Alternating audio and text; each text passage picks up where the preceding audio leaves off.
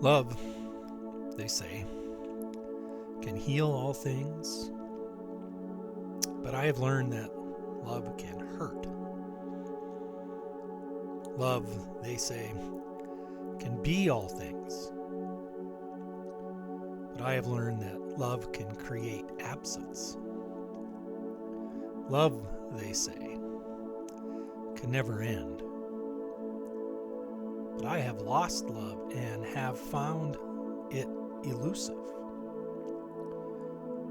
I'm not sure that I believe Paul when he speaks about love. It seems as if it is wishful thinking.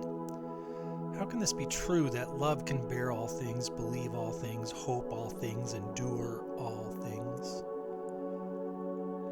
We can look out upon this world and this universe and see that this love that is so great seems to have no effect whatsoever. Do I feel love in an earthquake, flood, storm, or eruption? Do I feel love in the way humans interact with each other? The wars, the lawsuits, the transactional relationships?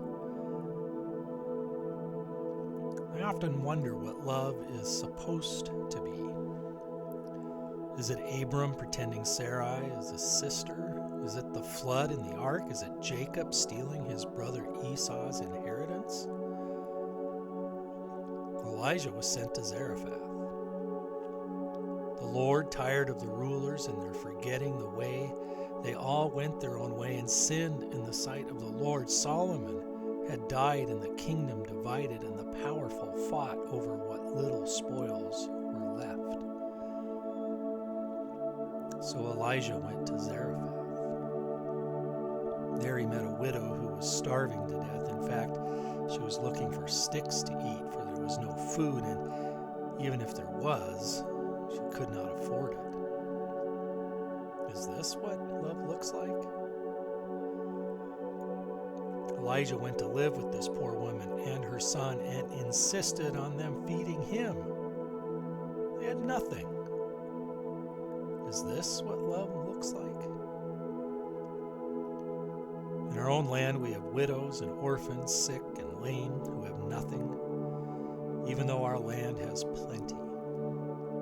We are amazingly wealthy in food and water and shelter, yet we have hungry and thirsty and people without place to call home. What are we doing in this land? Has God forsaken us as well? Have we forgotten what love looks like, feels like, what love does? Elijah performed a little miracle and created abundance out of what was perceived to be little. He brought healing as well. Abraham and Sarah became our ancient parents, and God blessed us through Jacob and Esau. And maybe that is the truth, that God is love.